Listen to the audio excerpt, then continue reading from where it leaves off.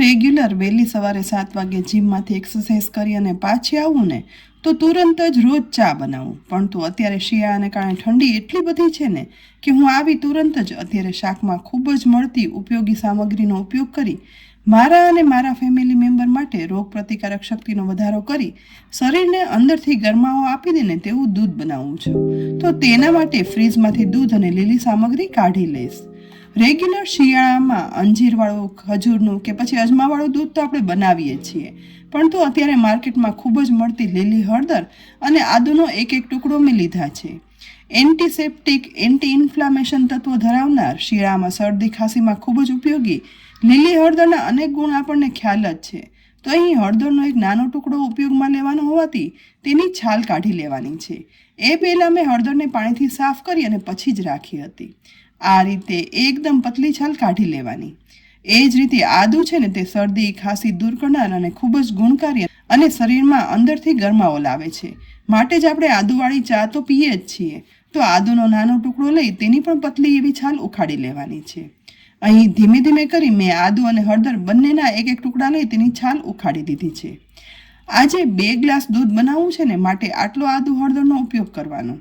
હવે ગેસની લો ફ્લેમ પર સોસપેન રાખી દઈ તેમાં 2 ગ્લાસ ભરાઈને એટલું દૂધ ઉમેરી દઈશું. દૂધને ગરમ થવા દેવાનું. લગભગ 1 જ મિનિટ થશે ને એટલે દૂધ ગરમ થવાની શરૂઆત થશે, જે કિનારીએ ફીણા થવા લાગશે.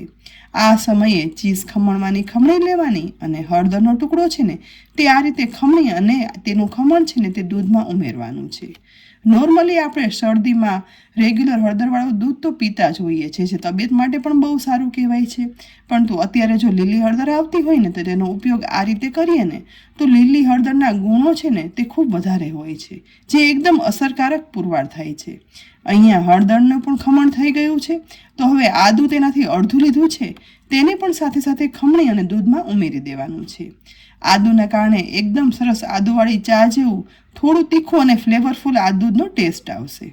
બંને ઉમેરાઈ જઈને એટલે હવે દૂધ ઉકળવાની શરૂઆત થઈને એટલે સાથે સાથે એકદમ ફ્લેવરફુલ દૂધ બને ને તેના માટે 1/4 ટીસ્પૂન એલચી પાવડર પણ ઉમેરી દઈશ અને ચમચા વડે બધું મિક્સ કરી ગેસની મીડિયમ ટુ લો ફ્લેમ પર બધું ઉકાળી દેવાનું છે. માત્ર 4 થી 5 મિનિટમાં જ ગેસ પર ઉકળવા દેતા અહીં જુઓ તુરંત જ લીલી હળદરના ઓરિજિનલ યેલો કલર સાથે ગુણકારી દૂધ બની અને તૈયાર થઈ ગયું છે. તો ઉકળેલા આ દૂધને એકવાર મિક્સ કરી લેવાનું અને સાથે સાથે સ્વાદ પ્રમાણે હું આટલા 2 ગ્લાસ દૂધમાં માત્ર અડધી ટીસ્પૂન જેટલી જ ખાંડ ઉમેરીશ. અહીં સાકર પાવડર કે જો તમે ગોળનો પાવડર ઉપયોગમાં લેતા હોય ને તો તે ઉમેરી શકાય અને ગળપણ ના નાખવું હોય ને તો પણ ચાલે. આદુના સ્વાદના કારણે એકદમ ફ્લેવરફુલ આ દૂધ એટલું સરસ બને છે ને અત્યારે તો શિયાળામાં પડતી ઠંડીમાં તો ખરેખર પીવાની મજા આવી જશે. બસ મિક્સ કરતાં જ દૂધ છે ને તેમાં ખાંડ ભળી જાય ને એટલે આ દૂધને આપણે ગેસ પરથી નીચે ઉતારી લેવાનું છે.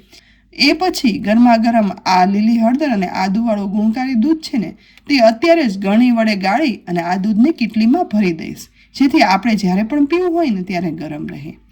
દૂધ બધું ગળાઈ જાય ને એટલે કેટલીનું ઢાંકણ ઢાંકી દૂધ રાખી દેવાનું. અને મારા ઘરે તો આ દૂધ ગરમ હોય ને ત્યારે જ ગ્લાસમાં કાઢી લઉં છું.